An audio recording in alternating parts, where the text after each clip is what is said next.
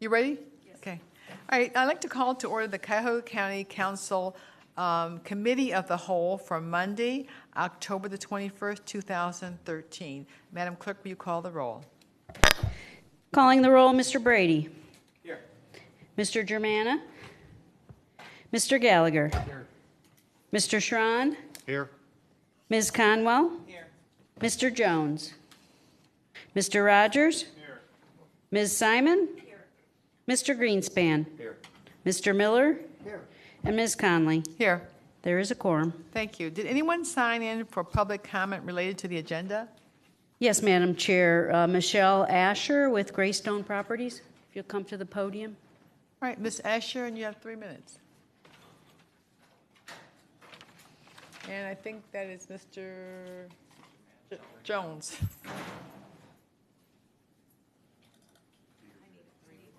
Look into this? Okay.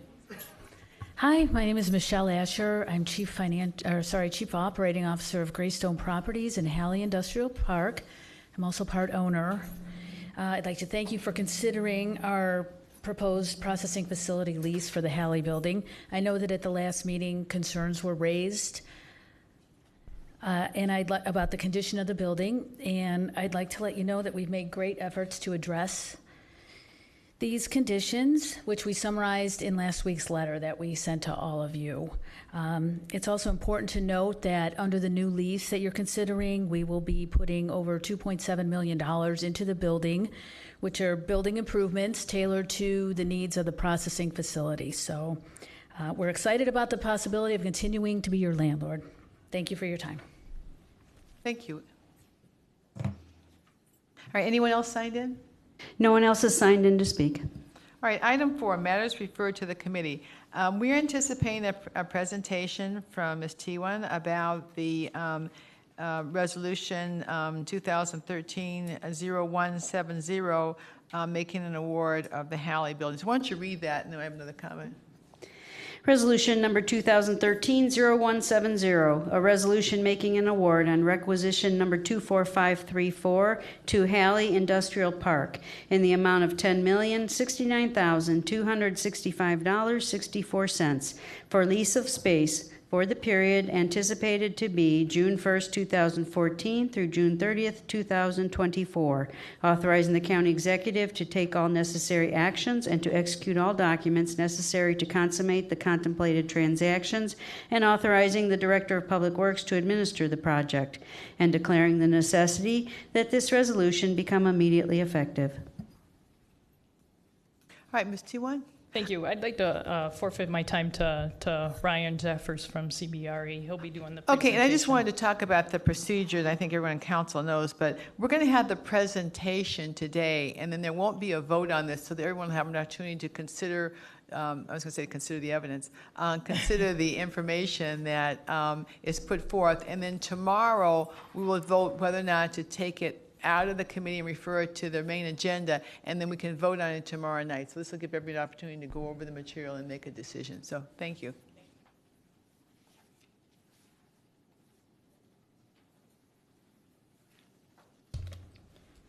And Mr. Jeffers, why don't you just give us about a little basic presentation of how you're in this position, because people watching this may not know that you are, why you're making the presentation.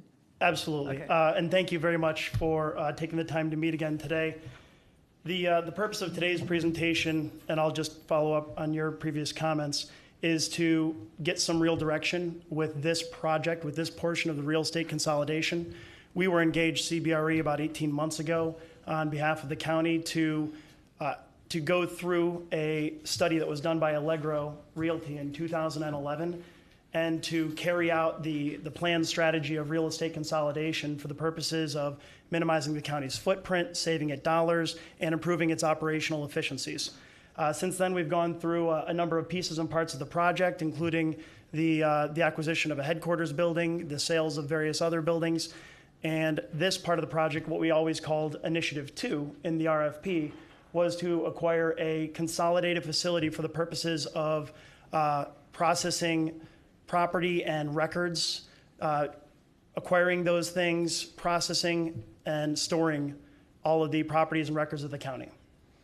So the purpose of today is to give you a presentation of what we've developed to date and to ultimately ask for this to either be passed along to council or to be, action to be taken by the committee, essentially. So I know that you've got other pressing things on the agenda as well. Again, we do feel this is still relatively important. We appreciate. No, I think this is a very, very important issue. Okay. So, I mean, I don't want you to be rushed. This is a very, very, it's going to impact the county for many years. So it's very important. Thank you very much then. We'll recap a couple of things that you've heard before without trying to be too redundant, but we'll talk to you a little bit about the vision of this facility that Public Works and the executive had in mind when they first proposed it a year and a half ago.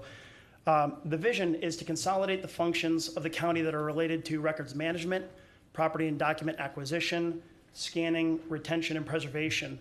Essentially the functions that are carried out now and dispersed in about a half dozen different facilities, which include the current Board of Elections storage, the county archives building, and a number of small and large warehouses or empty buildings throughout the area. By doing this consolidation, we're hoping to enhance records management programs that are already in place, to streamline the rules and policies of different departments that have some overlap, and then some of them have their own peculiar or individual needs. We want to create efficiencies in function and cost. We want to establish a common facility manager with support staff in order to do that, to put everything under one roof. And we want to really streamline not only the processes, but also the facility management and communication, ensuring the needs of all occupants in this facility, all agencies, all departments who are located there are being met. Some of the ancillary additional benefits of this kind of a project would be that by consolidating, the individual departments will be getting flexibility for short-term space needs and fluctuations. Today, with having a number of different facilities that are located in different areas that are not adjacent to one another, we often find that when somebody needs a little bit more space or has a little bit extra to give up, there's no good way to go about doing that. In order to get additional space, they've got to go lease or buy space in another building that is not adjacent.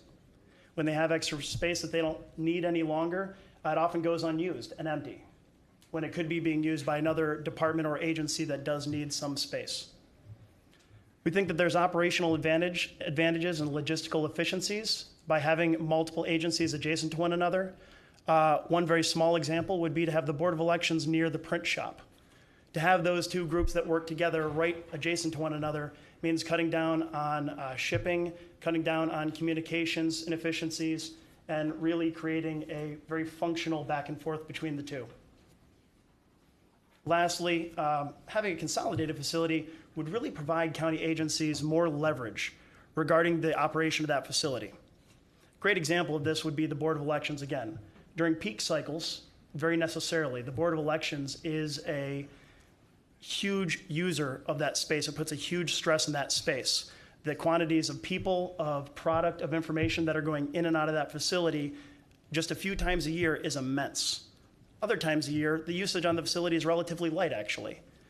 But during peak cycles, by having multiple agencies in the building, we can allow a group like Board of Elections to really control its own destiny, meaning that the docks, the elevators, the parking could really all be dedicated to them and scheduled appropriately around the other groups, which would be county agencies. So the facility that we've contemplated, that we have in mind, would consist of the groups that you see in front of you. We'd have the Board of Elections, Department of Children and Family Services and Job and Family Services. We have a scanning group that is currently under fiscal. There would be a protective services division in there for security purposes, mainly down at the front entry. Public Works would have a staff on site. Ostensibly, the facility manager that we would be hiring to run this facility would be under the Public Works umbrella, and their staff would be as well, running the docks, running the building, communicating with the landlord. We would relocate the county archives into the building. They would have a significant space, roughly 30,000 feet, a much updated and improved version of itself. And we would have the print shop of the county in the facility as well. Important to note that while we have been developing this and there's been a lot of input, the staffing and the space counts and the square footage of all of these groups are estimates that are subject to change as we finalize any of the drawings or plans going forward. We have a couple of different flow charts. We're putting one up on the overhead today, because this is a summary of how the agencies within the building would work. You would have the process center manager under Public Works really at the hub of the building. And on one hand, you would have 8 different spokes and customer agencies that process center manager would be responsible to serve. So any one of those groups who has, for example, a box of files, who has some extra furniture that they need to deal with, that needs to have something scanned in and permanently retained in the county's electronic system, reaches out directly to the process center manager to coordinate the logistics of that effort. The requests and needs are communicated up. The solutions, the scheduling, the plans, and the eventual service is communicated back down from the process center manager and their staff to those customer agencies.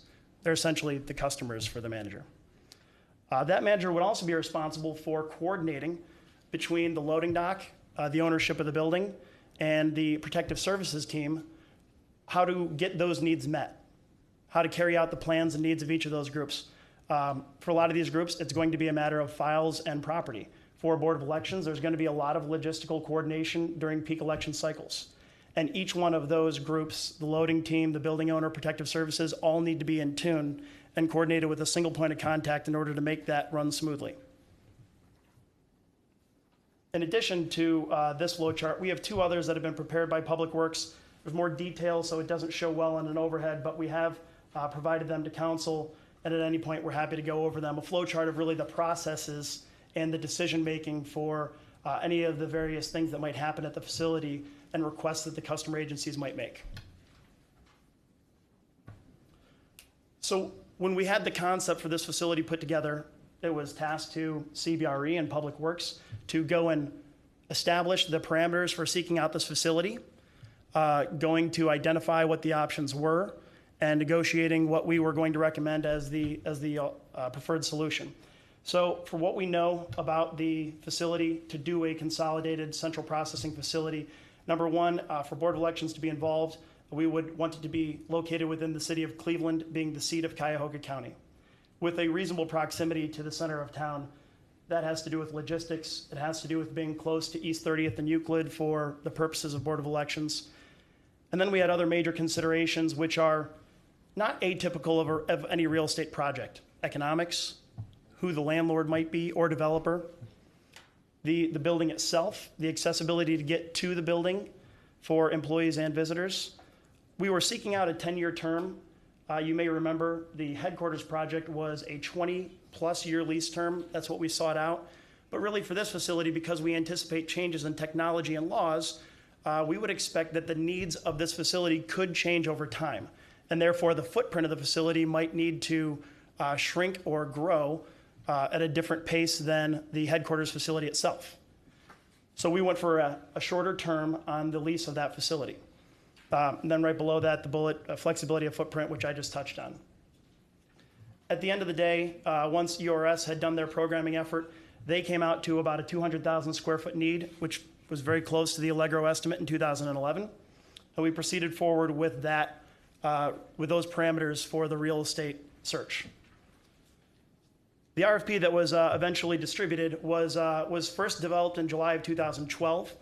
We did make sure, because County Council was very insistent to look at a couple of things to make sure we kept all doors open, make sure that we look at the opportunity to build new and to own in this transaction. We did that really for the headquarters transaction too. So we made sure to incorporate that when we released the document in late July of that year. The number one category in the scoring was economics. Really no surprise, this is a real estate transaction. Economics are going to be important. We made new construction an option. And during the summer of 2012, when we were marketing the project and the various facilities and parts of the consolidation, we had over 28 local and national development groups formally registered to evaluate this project. And that's not just individuals. We had a huge list of registrations, and we went to make sure to call out the duplicates if you had 2 or 3 people from a given company that were registering. It was 28 different national and local development and ownership groups who had really looked at this hard for proposing.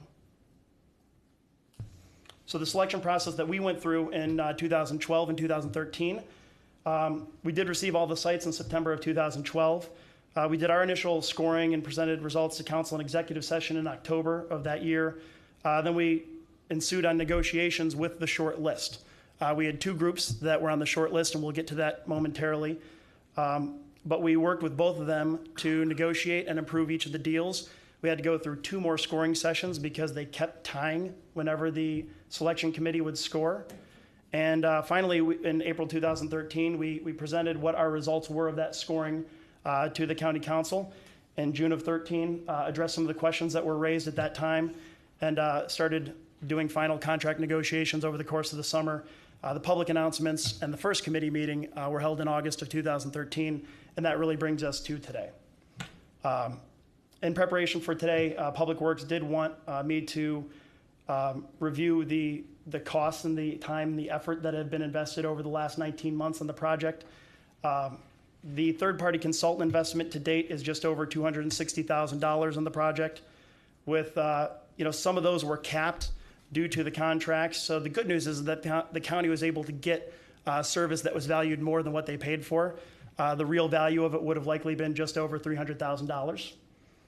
And then county personnel and staff time, which hasn't been tracked with a dollar amount, but which was tracked in terms of hourly, just over 520 total hours invested over the last year and a half. Who asked you to put that together? Public Works. And you know why they asked you to put that together? I think just as a review, based on the feedback that we got during August of 2013 about, whether we had been thorough, whether we had really evaluated the facilities and the buildings and gone through the process.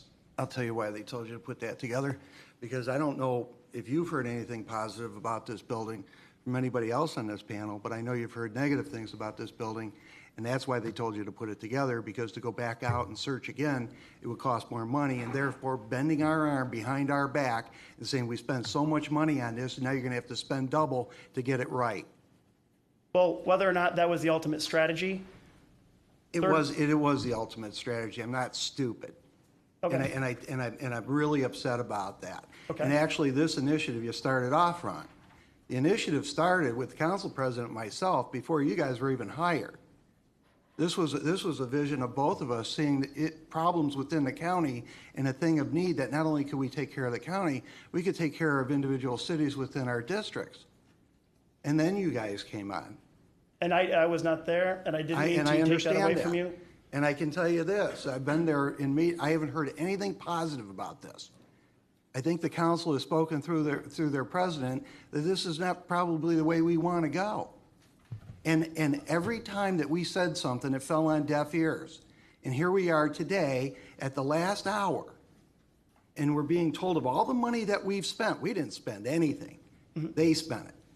And we kept saying all along, publicly and privately, we're uncomfortable with this building moving forward. We don't think it takes care of our needs. If the Board of Elections is okay with it, they can stay. But for our purposes, it doesn't fit.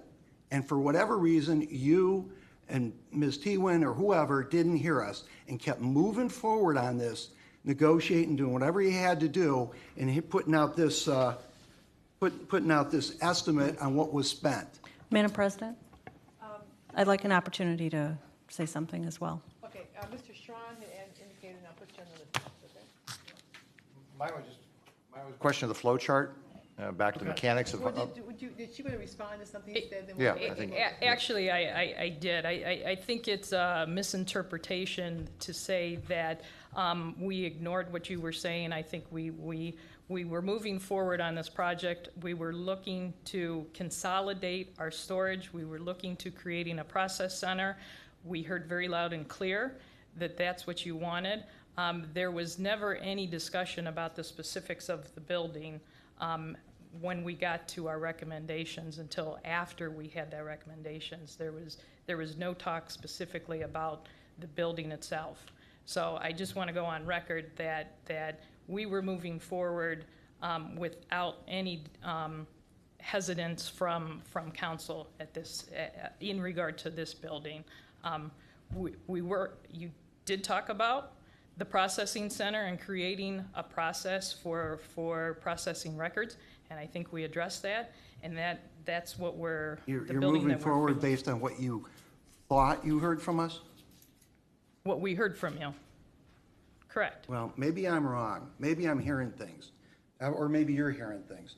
There's been nothing positive about this building said in any public or private meeting that I've been in. And that was not brought to And our you've been in a attention, couple. that was not brought to our attention until we brought this recommendation to council, just to be very clear. Just to be very clear. Let's be, Bonnie, I'm going to be very clear. From the minute I walked in the building, and I don't remember today, I had to leave early, it was raining. From that moment forward, that's been a no from me. And we had our recommendation at that point. Okay, let's Alrighty. move on to Mr. Strawn and then Ms. Simon. My question was just on the mechanics of the flow chart that you showed at the early part of it. One of my understandings is that we've never had, from the county, a specific facilities manager to coordinate with the building per se. We have always had a gap in that. Where does that responsibility fall in that flow chart, irrespective of what building we go into? Yes, that will be, Can you bring up that chart? Bring up the chart. yes. Stan? The flow chart. The flow The chart. flow chart that was on your. Yeah, Yeah, yeah. it's on here. If we could just, Just go back a couple slides, like slide 4 or 5, I think it was. Because at least my understanding of that is one of the core gaps that we've had. Right. If you don't have somebody in charge, then you have nobody to Exactly, talk and- to. and that's Where what- does that person reside on this flow chart? That would be the process center manager. That person would be an employee of Public Works.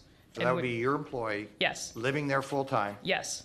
24 hours a day if they need to be getting the they need telephone to call. be. Well, let's face Yeah, it, for Board of Elections, Board of they would Election have needs to be operational during that time cycle. Yes, So if any of these 8 blocks in the bottom have a problem, they know who to call. yes. And wherever building we happen to be in, whether it's this building or some other building, oh, thank you, we don't have the art chart. So we know whoever it is, whatever building, that this is the flow chart for that responsibility. So should there be a problem in any building that Mr. Gallagher is worried about, or anybody else, there is a clean line of sight. Now, I also have a problem from putting my military hat on. The print shop certainly does not oversee the Board of Elections, I assume. those arrows, because of the formatting, the arrows really shouldn't be going through the top row, but Thank rather you. around it. Okay, Yes. so what that should be is all 8 should be on a horizontal line. Correct. Okay. Yes. I just want to make sure I understood, because, The width did not allow for yeah, that. that's okay. I'm a big command of control type person to make sure I understand it. So, all right, so we do now know, on this chart, we didn't have that in assigned duty up to this point. Is that correct? That's correct. Do we have it And- assigned right this moment? No, we're in the process of creating that position with the Department of Human Resources. So wherever building we end up with the archives, we will have somebody who is in charge of, can call the landlord, can call you at last resort. Thank you. Yes, thank you. Ms. Simon? Thank you, Madam President. I just wanted to say that in response to Councilman Gallagher, that all of council has objected to this. I have never objected to this proposal, this recommendation. I think all council people have an opportunity to weigh in about what their position is. No one person speaks for us on this council. At times the president does, but not at this time. So I wanted to make that clear. Secondly, the hours spent on this project, I totally appreciate. I would be extremely uncomfortable if you came to me with 10 hours of work with something as important as this project. It's important that you do spend the time with due diligence to be able to report back to us with that work. So I thank you for the hours spent and for letting us know what you've put into this project. In terms of representing our districts, I think this project needs to be centrally located and not built out in any one's district. This is not an economic development tool for us to have and to bring back to our respective districts. So I think it needs to be central for a lot of reasons. And so I'm open to listening to this, and I just want to be clear that this person sitting here, this council person, has never opposed this, and I'm open to listening and appreciate this Madam work. President, had I said I spoke for all the council, I would have said that. I didn't. I said I hadn't heard any negatives about this building. It's not speaking for council. So I didn't say that. And this came before us, and we did the lease for the Board of Elections. At that point in time, you were instructed by this panel, those that were uncomfortable with that building at that time, I don't know the date, but that'll be the date that you first heard about any objection to this building. And it was way before you brought this to us as an option. So we'll get that date, and we'll put it, memorialize it, and tell you when you first heard about this. I don't speak for all the council. Ms. Tuan, I just like to reiterate that I spoke to Mr. Fitzgerald probably like, the week after I got elected, because I had a particular concern, as you all know, about records, having, visited a number of archives and things. And I said at that time that we should hire someone to be in charge of all the records, to coordinate the records between, the morgue and the court and family services and all of these things. And there are people that have that background. And he told me we didn't have any money. In the meantime, we had money enough to go hire some guy to plan some exposition for the Great Lakes for, 2016 or whenever it is. We had enough money to go hire somebody about the scholarship fund. But we didn't have enough money to hire somebody to contain or maintain the history of this county. And Bonnie, you do a wonderful job, but you have a lot of hats. And you have so many things to do. You got the hotel and the convention center and the airport and all this other stuff. We probably could even hire somebody for like a year or someone to come up with a plan for all of our records. And the county never did that. And that's my problem. And I want to echo in with Mr. Gallagher. I just do not think that this is the right building. There's lots of places centrally located that we could locate this facility in the downtown area. We have the Board of Elections there. They can do what they want. I mean, and I did talk to Ms. Chappelle, I think on Friday, and she's concerned about the security of the building when they have, because when they have an election, we kind of probably going to stop our operations. But I just do not believe the administration has ever given us a long-range project for these records. These are records that we have to have 100 years from now, and I don't believe that the right decisions were made, and I can't vote for this facility. And if I may? Yeah. That we've sat with you and we've discussed our processing center, and I think we have a pretty good plan based on comments that you have made, and I thought that the last conversation that we had with you, when we fully described in detail what our processing center was going to do as far as documents and how we treat those. The process is fine, but I don't think it should be in this building.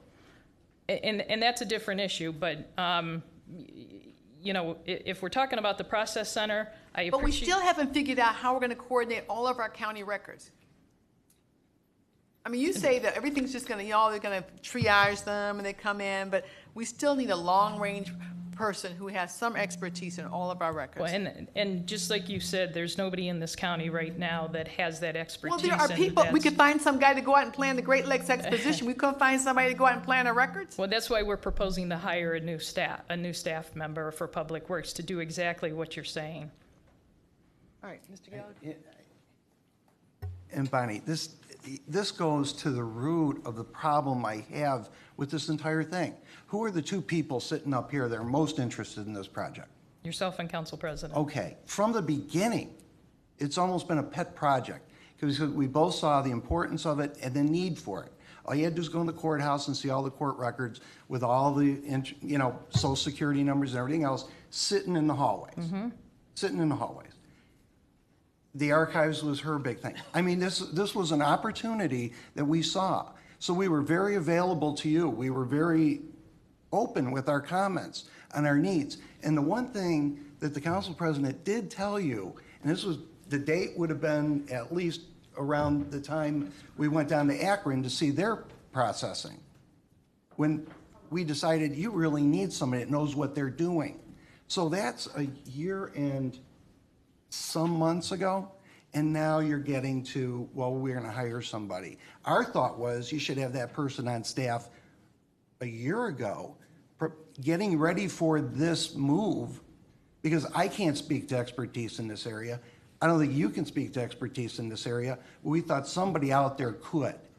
And that's why we kept making the suggestions. And I know the council president even said things from this bench to the executive about that in open meetings. And because it was important to us. And it just seems that all of our thoughts and all of our prayers are put off on the back burner. And here we are, very frustrated that a project that we're so intimate with is, in my opinion, right now being rushed through.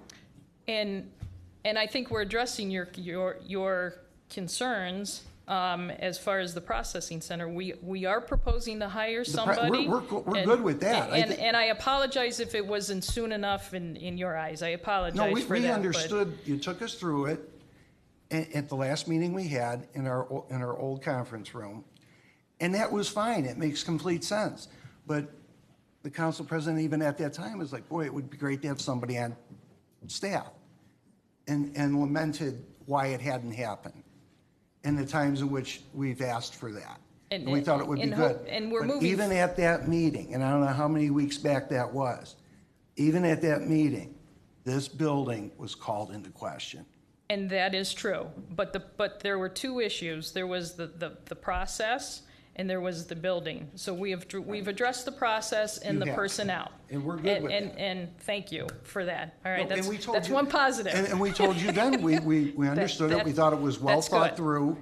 And the only question at that point was, we didn't know if there was enough room in that building, if it were to be that building. Right.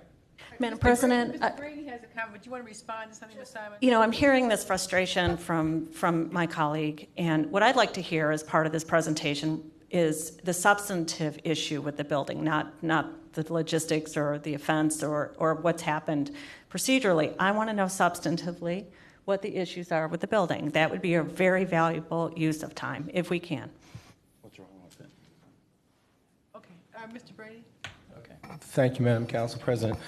I guess one thing I've certainly learned over the last 3 years, and it has been 3 years because we all started to get together over at CSU almost 3 years ago, is that every person on the council is quite capable of being independent.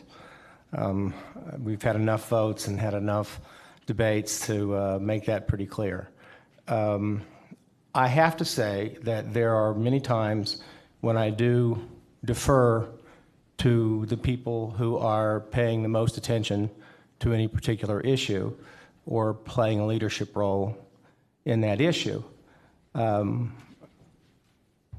not always the case, because sometimes I just don't agree. But it is a fact that that the council president and Councilman Gallagher, who do not speak for the whole council, hold a lot of weight with me because they've spent a lot of time on this issue.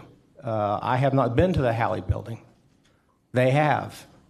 That alone gives them an edge in terms of their expertise, as far as I'm concerned, over mine, looking at charts. I think you guys do a good job on a lot of things, and but you seem to be very determined to have your way on this, and I'm not opposed to you having your way, but I just want to make it clear that that it does mean something to this councilman, that the councilmen who have paid the most attention to the issue and put the most time into the issue have big reservations. So that gives me some pause as well. Mr. Greenspan? Thank you. Going back, going back a long way to when we started and this property evaluation was taking place.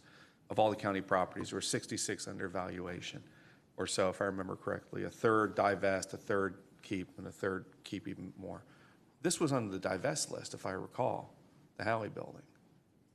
But not for the reason of the building itself.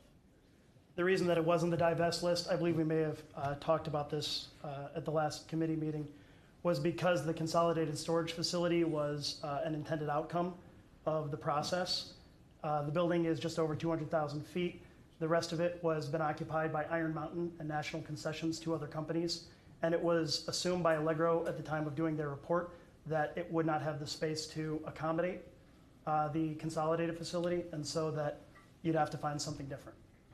That was the reason, just to be fair. So then doesn't that call to question the validity of their recommendation? Is that, if that's what we're saying here, they're saying they didn't consider all the moving components. Well, not that they didn't consider all the moving parts, Yeah. but at the time, Iron Mountain's lease went for a longer period of time, and the space would not be available, and through the course of negotiations, that has changed. Right. I'll just kind of give you my quick summary, and to my colleagues' probably delight, I'm not going to speak anymore on this subject. I'm voting no. I've been to the building half a dozen times. It's not suitable, in my opinion. I was there just before the election cycle, walked into the vault where protected documents are supposed to be maintained, talking election material, and I asked why it was so humid in this room, and I was told, well, the window's been broken, and humidity was coming in. It was obviously during the summer. I find that to be just absurd, especially in the last few months when we've talked about some of the conditions at the Haley Building. So I've been there a number of times over the last couple of years with the council president, with Mr. Gallagher, with Mr. Miller. At other times, I stated a position earlier about the county, when it comes to real estate, that it determines is necessary for the operations of the county, where the opportunity exists to build a building.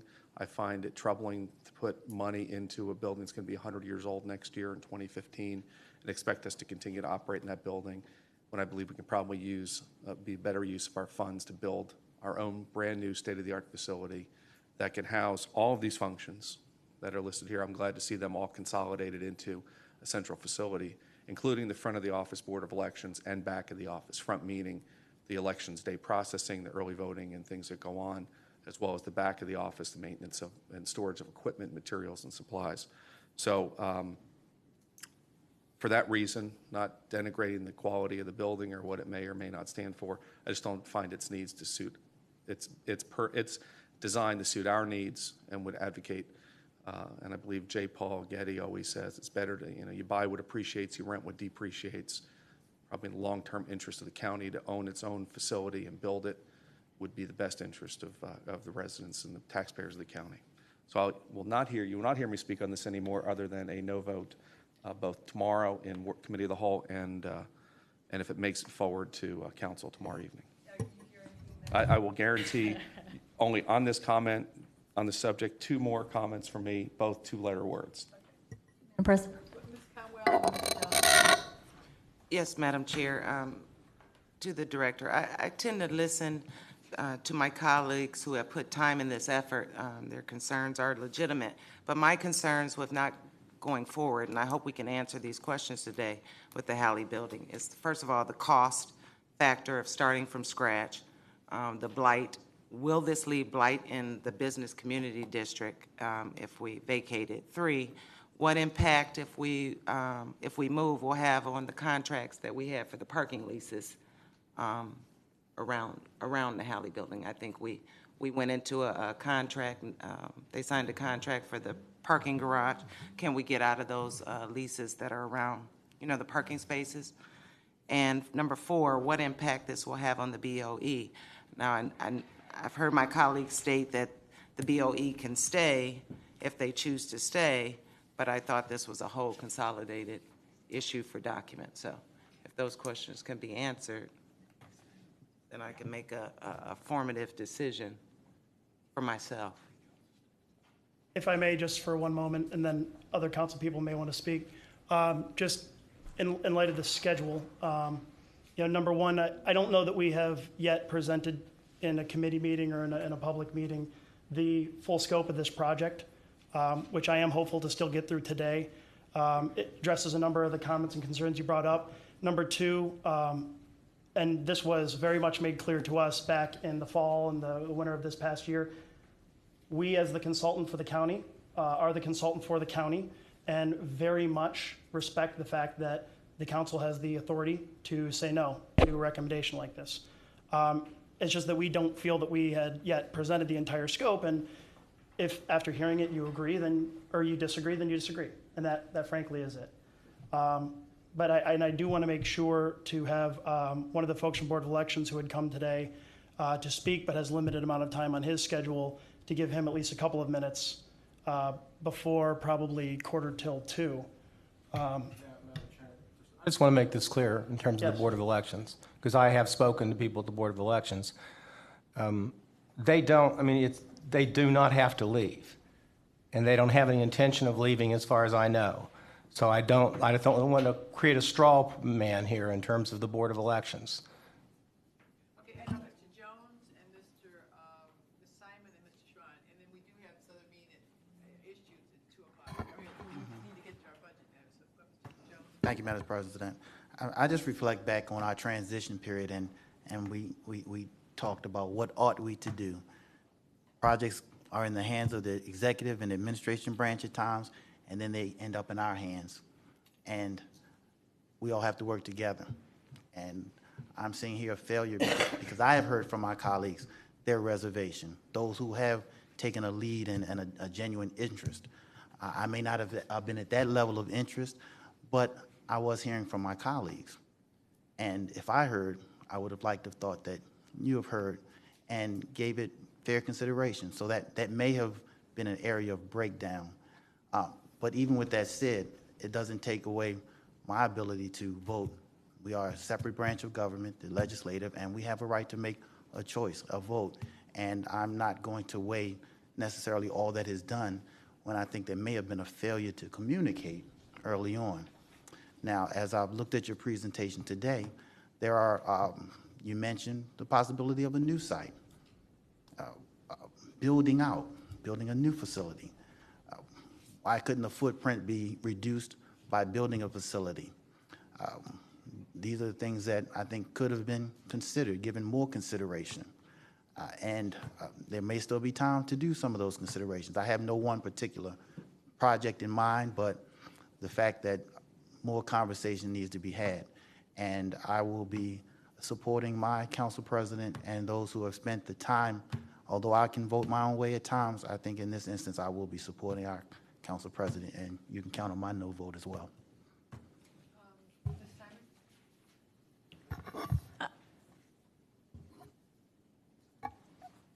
I'm troubled by the basis upon which one may vote for or against something because of appearing not to have a communication, when at the end of the day, the experts or the consultants, not, with all due respect, my colleagues, and the experts here were paid to do an assessment, and this is what their conclusion is. And if I'm going to rely on experts to make a decision on something as big as this, I think that's the wise place to go, rather than colleagues who may have looked at a building or give deference to somebody other than on an expert substantive basis. I've yet to hear what the problem is, except I appreciate the questions raised by Councilman Greenspan about what perhaps some substantive objections are. And I appreciate Councilman Conwell's question, because that was my question as well. Redevelopment perhaps is the way to go with buildings,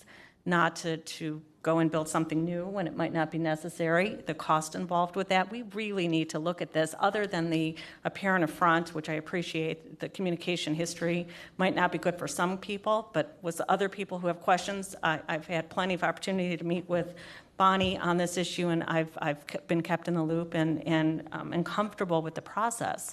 So I think we really need to look at what the substantive issues are. I'm not really hearing anything about substance. I'm hearing about procedural affronts and not communicating, and depending on people who don't have the expertise to bring us this information. So I, for one, think that it's important to look at redevelopment.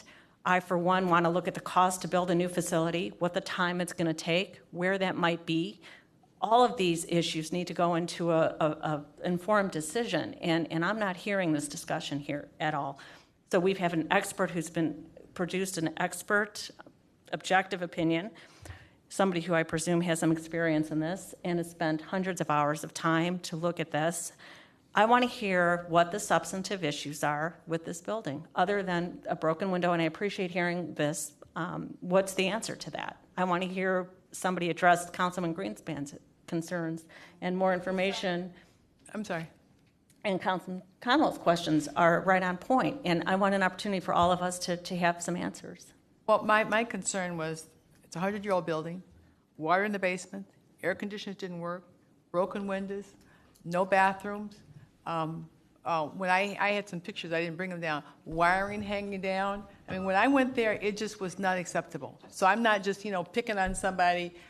I've been there a couple of times too. The access, the stairwells, it's not handicap accessible. Council President? And then, Mr. Gallagher? And Councilwoman Simon, I agree with you. I absolutely agree with you. If we had an expert on hand that did this for a living, because they're not experts. They're not experts at holding the files and doing what retention would be with files. If we had an expert hired a year ago when we asked, instead of the potential in the future, we would have had that expert on hand who pretty much, in my opinion, would have been making this decision, not us. With all due respect, I think the experts we're talking about are different. I'm not talking about a retention expert, because that's a separate issue from a consultant to find us an appropriate site. So those concerns come into play, but I'm talking about an objective analysis of what's best on a cost benefit. So I just want to be clear, the expert I'm talking about is not the expert you're talking about. The expert I'm talking about would be in control of the entire building. We'd need a building that would have the proper suppression systems in there, which this building does not right now. And I would imagine other buildings wouldn't either, to play both ends of it. They would really have to be built for the caliber that you need. Right. It's a great example. They would have to be built anywhere. Right. Yeah. It would have to be built in any building. As a good that we go example, into. a state-of-the-art fire suppression system to protect the county archives would have to be built really in any building. But parking was an issue, handicap accessibility was an issue, the public's accessibility with even as rudimentary as a reception area. This building doesn't even have that. All of this would have to be built in. And I know they're offering to build this all in, but our concerns go to the 100-year-old building. You've got water problems, you've got parking problems, you've got accessibility problems. Believe me, it's not, and we've been there, so we've been on site. It's not a redevelopment area, I can tell you that. It's just south of the Board of Elections, and it's a warehouse. If we may, Ryan has a lot of the answers to your questions in his presentation. If he can proceed with his presentation, I think Okay, they'll Mr. be- Sean, did you have, okay. I'll wait, and Okay, if all they right. aren't answered, then And I'll then I come think, back. everybody's heard all the arguments. If you want to sum up, and then we can. I think Ryan's going to address those. You haven't, because I've got points that are Okay. not discussed, if you All want. right. The Iron Mountain, the moving out of Iron Mountain, is there any litigation potential for us in regards to the Iron Mountain? Because my understanding is they moved out with the expectation that we were going to be moving in, and I don't know, have you analyzed that risk? We have not analyzed it. We are not aware of any risk of litigation. Okay, I don't know if there is any, but we have enough lawyers up here that know that there's got to be some risk if somebody moves and detrimental reliance and all that kind of happy stuff we discussed. Cut you off one second? Sure. Do you have to leave, Mr. McDonald? Did you want to say something? Sure. And then, because he's Yep, got to leave. that's fine. We'll come back. Thank Yep. you. Basically, I just want to address, we are willing to work with whatever you guys decide. I mean, it has worked, the warehouse has value to us and being close to our main building. We have retrofitted the space to our needs, and basically it works well for us. We've had communication problems with the landlord over the last year, but in the last 3 months or so, they have made the necessary repairs to the building and has been working closely with us, and our relationship has improved. And we thank you. If the county wants to put other agencies in there, that will only be a benefit to us, opposed to commercial vendors being out there. This way, we'd be able to work out an agreement with Public Works, the county council and the executive branch, and through an MOU that all of our needs would be met in terms of security, parking, on the dock usage and any other important factors that we use as we prepare for election administration. So, but now hearing what you guys, your arguments and your concerns today, I don't want to get in the middle of it. I do appreciate you recognizing the fact that we are an independent body in terms of the board makes a decision and you guys then do the final improvement and the funding for that. But if there's any lasting words I can say, it has worked well for us. We've had many problems in the past, but they have been rectified to date. And we're hoping that regardless if the county agencies go in there or not, that we can work well and work this out with Greystone. They started getting rectified when you started asking questions about whether we were going to go there, right? Absolutely. Okay, interesting. With you still at the microphone, Mr. Greenspan made some allegations that your records were somehow at risk because of a window. Can you tell us whether your records were at risk of not being properly accessible for the election? I mean, he is correct in terms of there was that exposure to the environments, I guess that we would say, with the humidity and so forth. But it wasn't at risk to our documents in terms of that we wouldn't be able to store it properly. No. Okay. Were they at risk of performance within the machines or anything like that? No. Those so ballots that he's referring to, I think, was already, the election was over, done with, counted in the official certification. I just want to make. And did you have a facilities manager that, if I picked up the phone as a landlord, I would know exactly who I was supposed to be talking to about all these problems? No, we did not. So that was probably, you being the primary tenant, was an element that would have made sense also to have somebody on your side as being the single point of contact for. Yeah, absolutely. Yeah, okay, thank you. I did, but not for Board of Elections. Thank you. So through the chair to Mr. McDonald, so and I know you said you don't want to get in it, but I just want to be clear on what your stance is. So if the council decides not to move forward with the Halley building, where does that leave you? Will you remain in the facility? Is that your intention? That would be our intention at this point in time. We have a lease with them until March of 2015, and then we have the option to renew it for 1 to 2 years after that. So given the fact that we would still be in there and assuming that with or without you guys, it would be our intention to stay there. Thank you very much. Thank you. Madam President? Yes. And again, I'm not pushing any particular project, but is there anything attractive about a new facility where a Board of Elections, the print shop, and the archives which aren't just boxes, but in some way it's almost museum-like. The public comes in, creating something that would serve the community in that way, where all those and whatever might else be placed. But I think of those three things. Is there anything attractive about that at all? I think we would be Bad open. idea. So absolutely, we'd be open to the opportunity and the option of moving into a new county building if it's a rebuild or a makeover. That we're tied in just the lease purposes, and like I said, we have made the space work. It's close. We know how to utilize and run an efficient election night tabulation center, but not to say that we would not be open to the idea of this fabulous brand new building that you could put both the main building as well as a warehouse and other agencies into it as well.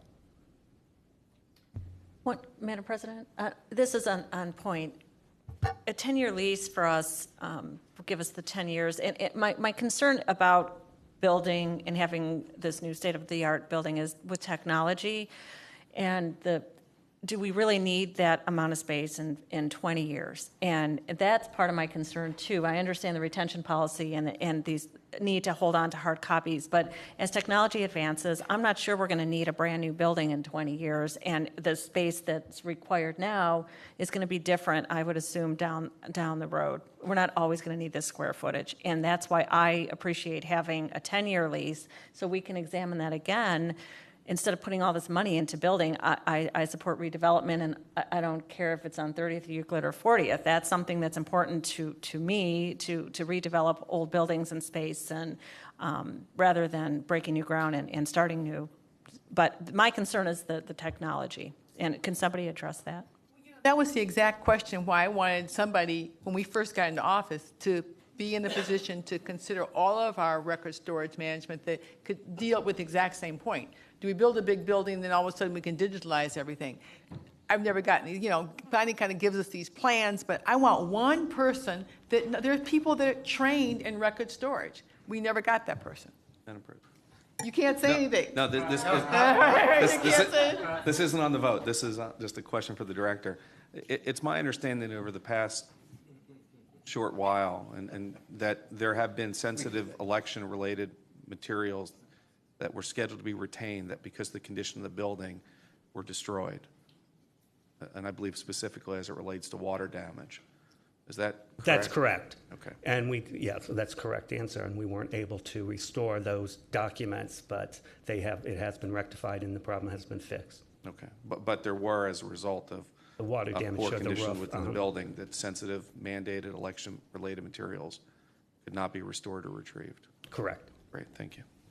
All right, did anybody else have any, because I think Mr. Jeffers wanted Ryan wanted to finish up, and then we can deliberate on this and think about it overnight, and, yes. You've been conspicuous in your silence, Mr. I had one further question for Mr. Jeffers or for the director. I understand you put this out as an RFP looking for anybody who was interested in doing this facility, and you got what you got, and you evaluated it as you evaluated it. My question is if we don't go forward, what are the prospects out there for finding another viable option? And also, I would be interested in your comments on the feasibility of doing a new facility. Great question. And, I will say that because the county as a public body needs to do a public process, is my understanding with real estate matters, unless you're working with a piece of property that you own. That if you went out to market today to look for, you said, the offers that we got, not good enough, let's go out again. There might be 2 buildings that exist today that would be reasonable considerations. There's a whole lot of empty skeleton shells in Cleveland of facilities this large that you could consider, but they basically are just that, skeletons that you'd have to work with. But there may be 2 others, and I don't have any specific ones in mind. We have done a search recently just to understand what's out in the market. For whatever reason, they didn't propose during the first round, so it's not to say that we have gauged whether or not those owners would be interested in the project. And we have done a brief analysis at council's request about building new. It is part of the evaluation and some of the effort that we wanted to share with you today. So I'd be happy to go through it and go through our comments on Hallie, but only if time permits. It's just some information that we haven't yet been able to present. Mr. Sharon, did you have some more points? I'll let him present, and hopefully they'll be answered. All right, we have been through, there's a handful of slides that we've been through in the past. These all look familiar to you. What proposals were submitted, what the offers were, why the scoring was what it was. I'm not going to recap those too hard for you. We have prepared a slide today based upon the idea of doing new construction. New construction was put forth as an alternative in this RFP. If anybody wanted to build new, they could certainly propose it. And to be fair, we didn't get any proposals along those lines. Most of the inquiries from the 28 groups who had expressed interest in this, a couple of them were considering doing new construction as an option. And when they evaluated what they would have to propose for new construction, frankly decided that knowing what our market was in Cleveland, they were not going to pursue even proposing it because they knew they would be so far out of the ballpark. So working with URS and PCS, who know the facility very well that is contemplated, we did an estimate on the cost to construct and relocate into a brand new facility, keeping in mind that a facility of this type would have to include land acquisition or ownership. You would absolutely need a minimum of 6 acres, more likely along the lines of 7 to 8, and that's to accommodate the footprint of the building and the parking field that you would have to put there. We did not contemplate structured parking. We just thought that would be too expensive to throw into the mix. We have an assumption in here that There are no dollars invested in environmental abatements, site work, soil remediation issues that you might have to do. If you chose a site that had those, and that happens, those would be an additional cost. The cost of construction and relocation is just shy of $35 million total for this facility. And it would be, and again, I am your independent consultant. At the end of the day, we are not paid based upon the facility you go into. It would be a beautiful, brand-new facility, and there's no doubting that. The operational costs that we would estimate for the facility, utilities, and these are just real estate-related costs, utilities, maintenance, keeping a capital fund on hand. You could expect years 1 through 10 to be roughly $11.5 million. Years 11 through 20 at just over $13 million. Your 10-year cost for a facility like this, again, there's a couple of items we haven't included, but it's just shy of $46.5 million for 10 years, and over 20 years, just shy of $60 million. The comparison of the Halley Warehouse is that the total occupancy cost, once you include the rent, your cost of contributing towards the relocation, towards the renovation, the utilities, all the expenses, years 1 through 10 is roughly $16.8 million. Years 11 through 20 are roughly $16.3. It drops in the second 10 years because that upfront capital investment isn't there like it is in the first 10 years. And this doesn't factor into the option that you can give back space every 5 years. We've just assumed that you keep the entire thing for the full 20 years, after which you may remember Greystone offered the option to buy for $1 at the end. Total cost, 10 years, 16.8. 20 years, 33.1 million. I do, just with time in hand, want to keep going through the project scope really quickly, and please, obviously, feel free to raise questions. The scope of this project, we really did think through the total scope of the project, not just for the kind of facility, but the exact specific building we're talking about. Number one, this process facility manager job position would be established, along with all the protocols and necessary processes that would have to be done. We have a job description drafted. We would develop all these protocols during the course of the construction project itself. That would include everything from actually doing the renovation on the building, to hiring the manager, to even potentially creating a barcode labeling system that would be used on a uniform set of boxes and equipment that would be throughout the facility so that everything in the building could be tracked. Finally, if in the event that Board of Elections would be in the same building, as you heard Mr. McDonald, Director McDonald say, we would have to have a memorandum of understanding regarding security, parking, use of the elevators, docks. He and his board have made this very, very clear to us. If we're co-located, that's of critical importance to them. So the scope of the project, and this is somewhat of a summary, but we can give more detail if you'd like. There have been concerns about the building. We know this. Physically, the building has some issues. This project is the first and only comprehensive project that the county has ever considered for the Halley Industrial Warehouse, and I think that's important to remember. The landlord investment in the property would include roof and envelope repairs, the envelope being the exterior walls and windows of the building, HVAC and elevator maintenance and repair, window replacements, repainting of the stairwells, and in addition to all this, $2.25 million of contribution towards the rest of the construction project, which would be under complete and total control of the county. We would do a complete comprehensive reconfiguration of the building floor by floor. Again, whether or not this is the building you are in, we just want to make sure to review with you what has been done to date. URS is here to talk a little bit about that. Good afternoon. In the lower level, we would look at making some renovations to open up some spaces that are not available today for both parking and storage. The first floor, I think one of the big changes is to create a new lobby that's ADA accessible off of Perkins, the side street. This is a view from the corner. There would be protective services in the building. They would have the normal security and scanning that you have in your headquarters today. There would also be a restroom there. So it's a larger, more reconfigured lobby. There's also the thought to taking a one-story addition that is part of this building, which would provide 3 more loading docks and more staging area for the Board of Revisions, or I'm sorry, for the Board of Elections.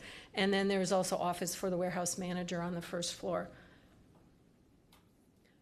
This is both a plan and an isometric of how that space might work, but you could approach the entrance by ramp or by stairs, come into a much larger lobby than you have today.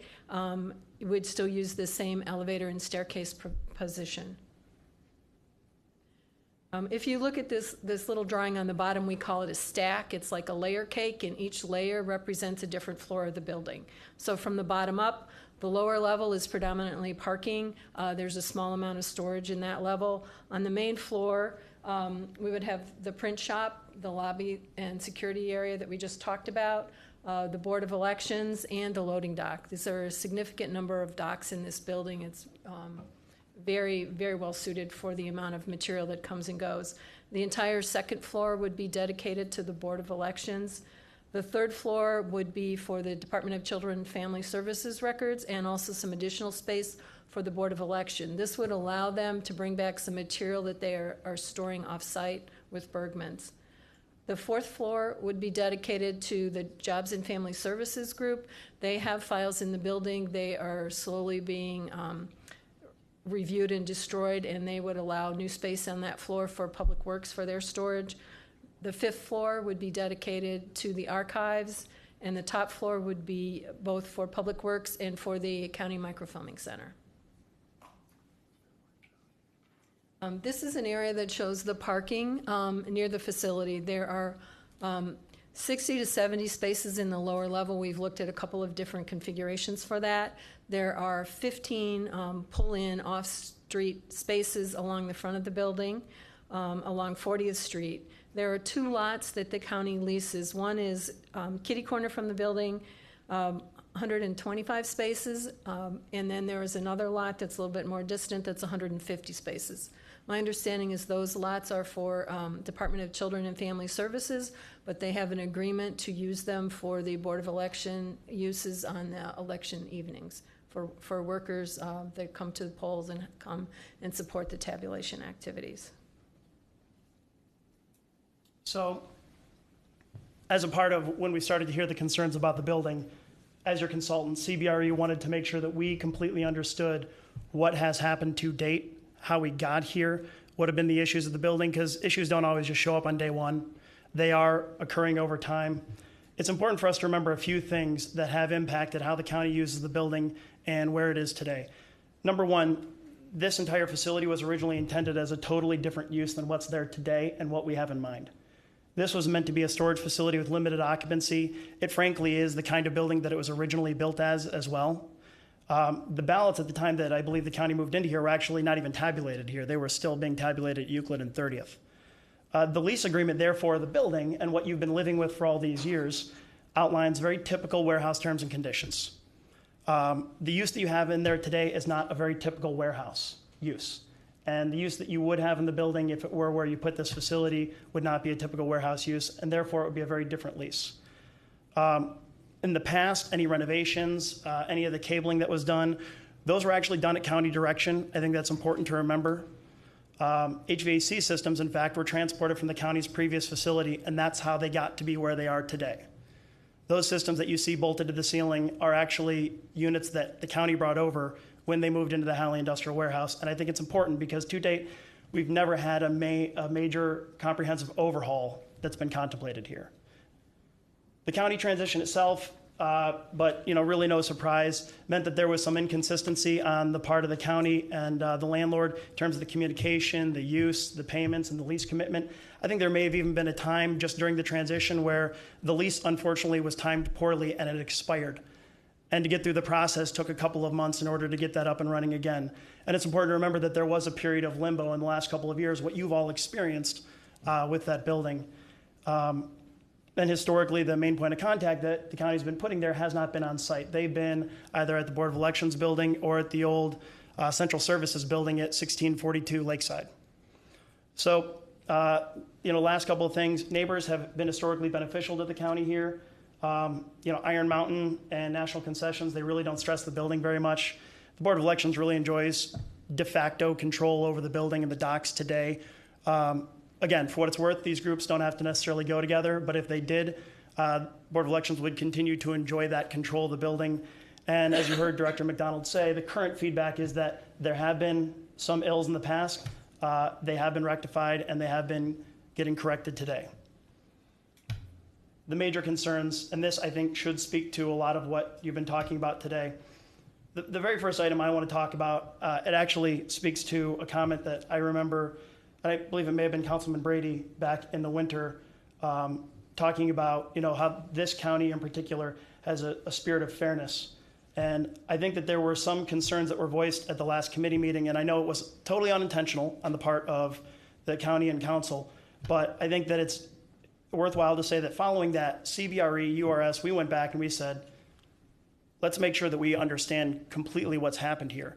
We went through all of the maintenance logs and call logs that Greystone keeps. First thing we did was we verified them with the staff over at Board of Elections, which were verified as being accurate. And then we reviewed them ourselves to see what issues have been reported, how were they addressed, what was the timing, what has been happening over there. Our independent review frankly says that the level of service that you're getting there, especially in light of the lease in the facility, is responsive, is professional. That doesn't mean there aren't problems. It doesn't mean that the facility doesn't have issues. It's just that there is major usage on this facility. It is an older building, and no major renovation has happened. No comprehensive project has happened in the recent years. So how do we address all of that? Because that's what you want to know. If this were the facility, number one, the windows would be replaced by the landlord at the landlord's cost. About maybe 40% of the building, or the windows in the building, have already been replaced. Those are not the ones that are of concern. It's the old, broken, tired, leaky windows that we're worried about. Those get replaced, as does the weatherproofing all around them and the cracks in the envelope that surround the windows. Second comment, leaks repaired by the landlord. Biggest leak that I'm sure that you are all aware of is that the garage in the southwest corner of the building has a major leak issue. And Councilman Greenspan, I believe that might be the area which you are referring to when you spoke with Director McDonald. A total replacement of that garage roof would be contemplated in this project. As far as HVAC goes, the landlord would address the existing, and so the county could really control what kind of HVAC and humidity and fire suppression systems were installed. The county would do the new. So landlord takes care of existing, we install the new. Elevators would be addressed by the landlord, all would be brought into service. Important to note that part of what's going on with the elevators in there is that some have been decommissioned over time, some actually at the request of the county occupants in the building who don't want the other tenants of the building to be accessing certain elevators. That has necessarily meant that some have had to be taken out of service. The city has required that some are actually taken off their cables and the cabs dropped down to the ground in the basement, but they all would be addressed as part of this project. Electric and data systems would be upgraded and modernized. Restrooms, from what we're gathering from Board of Elections and the ownership, there actually haven't been any reported issues since April. I know that it's been a common complaint that there are no restrooms here, that there are restroom issues. Actually, I say this a little sheepishly, the primary issue that has happened during peak election cycles is that refuse has been flushed down the toilets. And so when that happens, the concerns are called in, it is addressed. And from what we can tell in the maintenance logs, they're addressed in relatively quick order, but it's not the systems themselves in the building. Stairwell aesthetics, again, they're ugly. We know that. They're being repainted by the landlord as part of this project. A total reconfiguration and aesthetics upgrade in the facility as part of this project. There were concerns about the water, air quality, and mold in the building. President Connolly actually alluded to before, water in the basement. There was a complaint made to the Ohio Bureau of Workmen's Comp in July of this year that specifically referred to that. And what the state realized when they came down to do the testing was that, fortunately for us, all the water in the building is potable. There are no electrical issues. There are no air quality issues. There's no mold in the building, actually. And any of the water that was in the basement, all of those repairs and leaks in the elevator pit and off of the one garage door had been fixed by the landlord months and months before the complaint was made, which was good to learn. I mean, these were all positive things, regardless of the outcome of this project. Lastly, a valid concern has been, how you manage the landlord's performance, because this facility manager that you hire has to be communicating with that landlord to get the concerns addressed to the agencies in the building. Your current lease, shockingly so, and the law director, I'm sure, was very surprised when he learned this, did not have the kinds of clauses that you would typically like to see in a lease. The kinds of clauses that give you some teeth to enforce the landlord do certain things.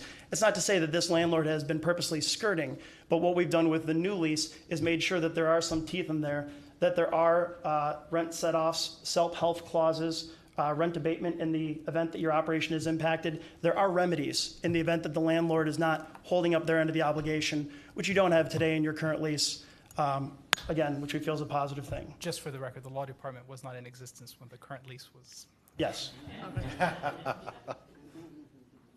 Yes, it was under the old administration. So, we've talked about this. I think you have seen this slide before. Again, we've kind of blown through some of these slides on the building in the past, and I tried to make this quick today for your benefit, but I just want to reiterate the reason that we had recommended this building, and council does ultimately have the decision to vote yea or nay. We recognize it, but here are the reasons that we recommended it. It is the lowest overall cost of the alternatives that were presented and considering new construction. The nearest closest competitor would be $2 million more expensive in the first 10-year term.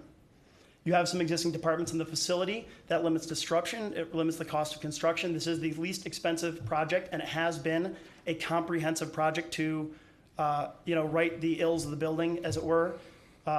You have a financing package that has limited complications. Some of the other proposals really had very complex, multi-layered, challenging financing. There's a mutual interest on behalf of both Greystone and the county in getting this manager and communications protocol settled. I think both sides want to see that improved. And so that's been a big focus on when we've been working on this. The ownership does have other facilities in proximity, which is nice because during peak election cycles, it gives you a shuttling location if you need additional parking. Notably, you'd be looking at Tyler Village on East 36 and Superior Avenue. It's got a ton of bays and freight elevators that, when they're all up and running, which we appreciate hasn't been the case recently, it really can support the functions of the multiple organizations. It gives the Board of Elections more capacity than they would typically have at another building when they would have to share it with a non-county agency. The multi-floor layout actually gives some interesting opportunities, which is more of a architectural item, and there are some opportunities to go up and down in space. Lastly, at the end, Greystone did borrow a page from the Book of Geis when we did the headquarters project. They would be willing to transfer the building, if you chose, for $1 at the end of the lease, and the renewal options, which would mean that you could own it, albeit it would be a bit older than a newer facility, but that would be out there as an option. Okay, Mr. Schron and Ms. Conwell, and I think need to try to wrap this up by 2:30 so that we can all get home and at least see Jeopardy or something. Thank you. You being our professional advisor on the area of buildings, do you have any problem with the fact it's a 100-year-old building if it can be put back in service? Not if it's renovated right. I really don't. Everything that's been listed as a problem up to this point, can that be remedied with money in a reasonable manner? Nearly all of it can be remedied with money, and the balance with a communication protocol. Okay, that's the administration part. The building Yes. part, we're just still, you're Yes. our expert for buildings, remember? Yes, Okay, sorry. that's right.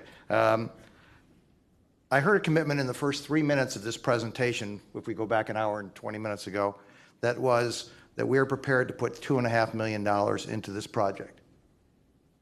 Would that be a fund that would be willing to go into escrow if we enter into a 10-year lease? So we can be assured those funds are available to do the fix on the repairs in the manner in which you said could be repaired. I don't know the answer Speak to for that. That's really I a would have to question ask. that's directed over there, and that's a structural contractual piece that seems to me if your answer as a professional building advisor is the building piece could be fixed, then, and I'm not asking for somebody to make these. Want me to respond? I'm happy to. I'd love to. What she mentioned was 2.7 million. Give us your name. My name's Wendy Asher. And Michelle had mentioned approximately $2.7 million would be provided in improvements. What that is base building improvements, which is, we estimate around $500,000 to $600,000. That would be done at the outset, in the next few months once the lease is approved.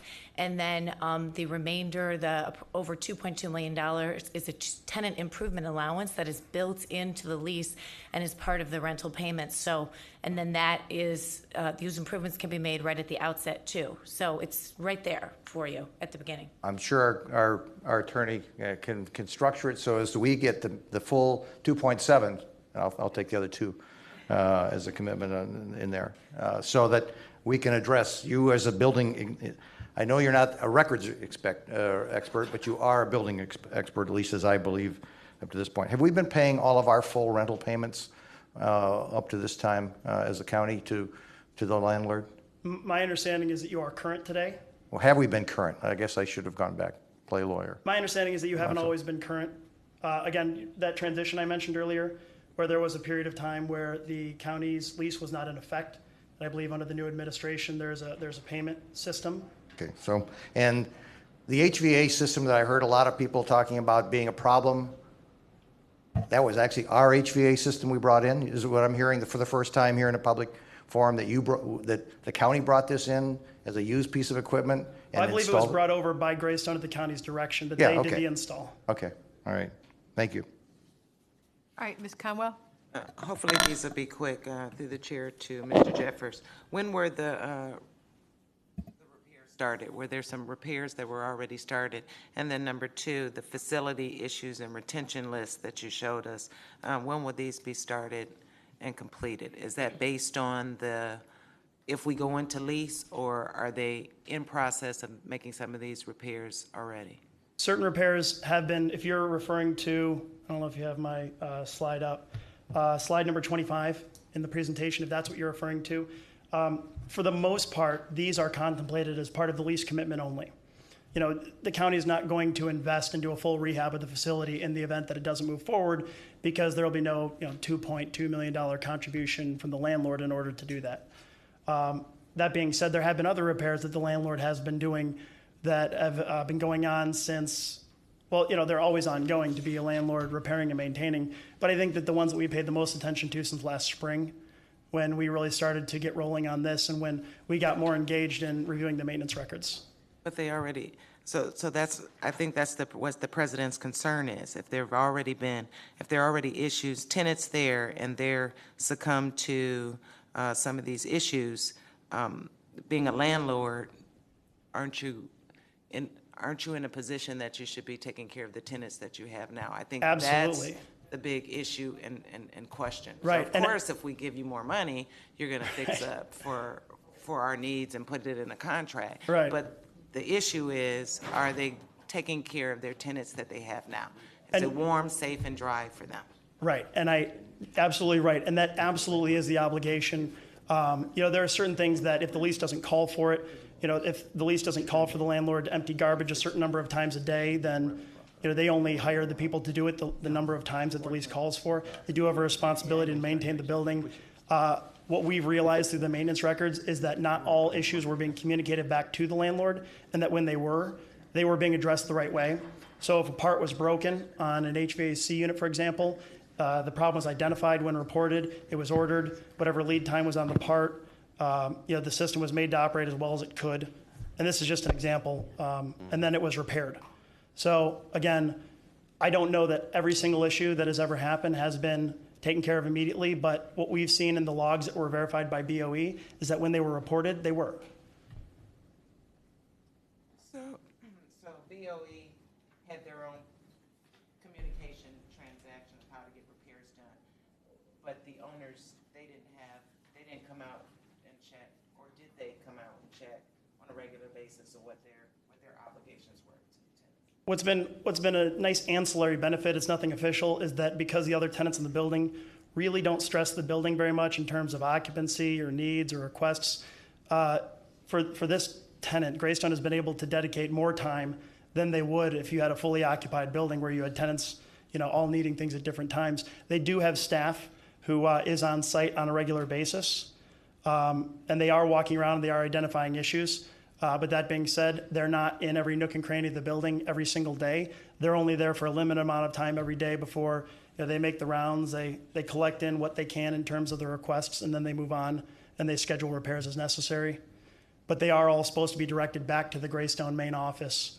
That's the protocol that's supposed to be in place. Have there been, and this is my last question. Excuse me, Councilwoman, could you turn on your microphone? I just did. Thank you. Sorry, I did it at the same time. So has there been some repairs that were done on behalf of Greystone, but then it wasn't, then when the Board of Elections reported it, it was already done and they did not know that it was already addressed? And that's been an ongoing issue too. Really, the communication issue has gone both ways. So there have been times where Greystone has made a repair. If we talk about this water in the elevator pit issue that has come up a couple of times, when that repair was first brought to Greystone's attention, which I believe was in the late fall of 2012, potentially November, it was addressed by Greystone, and then for whatever reason, it wasn't communicated back in such a way that Board of Elections was aware that it had been done. So people went on for months and months saying that there's water and mold in the basement, there's water and mold in the basement. I don't know that somebody at Board of Elections wasn't told it was fixed, but the people responsible weren't. And so by the time they finally realized it in July and August of 2013, it had been fixed for some time. All right. Mr. Greenspan, I should have made you raise your right hand. Yeah, I'm sorry. It's somewhat unrelated to the vote, but the question relating a slide, you talked about the cost of building a building, and there were Yes. some numbers that were thrown up there. If I could get the detailed analysis, because I'm weird that way to review it, but also, did that include the cost savings of all these other facilities being located in one facility? Well, we Meaning- haven't included that in either number. Like the logistical and operational efficiencies. Right. Neither number really reflects that. This is just the pure real estate costs, what you pay on your invoices. Right, but it very well may be more applicable into the new construction than the existing, since the existing facility is already in place, you're using real estate we're already paying for, versus if we didn't build it to suit, it would be in another facility. Yeah, the only thing that we really identified as being an additional real estate efficiency per se is utilities, which we estimated lower on a proportionate basis in the new facility versus the Halley warehouse. Okay. If but- you can send that analysis, I'd. Sure, and keep in mind that the construction estimate that has been done is so very preliminary because we haven't done a layout. You know, this hasn't been laid out on a piece of land, and nothing like that has been done. Great, okay, great, thank you. All right, everyone can ponder this overnight. We will vote tomorrow in the committee of whole. It'll be on the agenda to determine whether or not we will vote it out of the committee. And then it will be, if it's voted out of the committee, then it will be on the agenda for tomorrow. Yeah, for second reading tomorrow night, okay? All right, Mr. Miller, do you want to switch chairs here, or do you want to just go from there? I would like to break until 2:35. That's Okay. about 7 minutes to Okay. give people time to clear their mind and hit the Good point. restroom if they need to. Take your blood pressure medicine, Ellen.